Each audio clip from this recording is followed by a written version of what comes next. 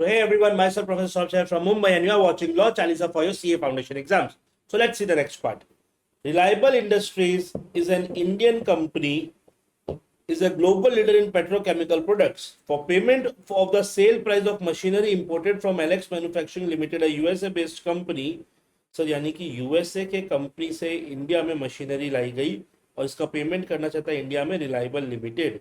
The Indian company drew a bill of exchange on Manish, a resident of Mumbai. India ने इसने क्या किया, मनीष पे इंस्ट्रूमेंट ड्रॉ किया. कहाँ किया? मुंबई में किया. कोई इशू बात नहीं है, कोई इशू नहीं है. Who accepted the bill at Mumbai, payable to the exporter in Los Angeles, new USA. यानी कि सर इशू मुंबई में हुआ है, पे कहाँ होगा? पे यूएस में होगा. इशू इंडिया में हुआ, पे यूएस में होगा. Decide whether bill of exchange is an Indian instrument और फॉरेन इंस्ट्रूमेंट. सर ये होगा Indian instrument. Why? Because Indian होने के लिए दो कंडीशन में पड़ता है, ए वन प्लस ए और बी. सो वन क्या है कि बिल इशू इंडिया में होना चाहिए. सर इशू इंडिया में हुआ. नाउ या तो पेमेंट इंडिया में होना चाहिए या फिर पेमेंट टू इंडियन पर्सन होना चाहिए. दोनों में से एक बात. सर तो पेमेंट तो यूएस में हो रहा है, पेमेंट तो यूएस में हो रहा है, तो ये कंडीशन सेटिस्फाइड नहीं हुआ. पर पेमेंट यूएस में इंडियन पर्सन को हो रहा है, मनीष को.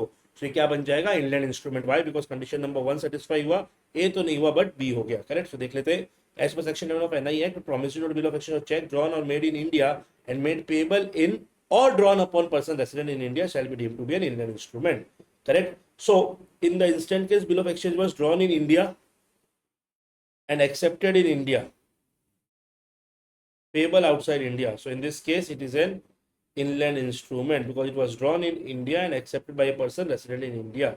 कि सर आपने क्या किया, इंडिया में और इंडियन रेसिडेंट के ऊपर बिल पे करने को बोला. बराबर. दो it is payable outside India doesn't matter. Correct. चलो, बिकॉज सर हमें तीन कंडीशन नहीं, दो ही कंडीशन देखनी होती है, वन प्लस ए और बी. राइट. चलो फिर that's it for this part. Thank you so much everyone. Let's see in the next part. Bye bye. Take care. जय श्री राम.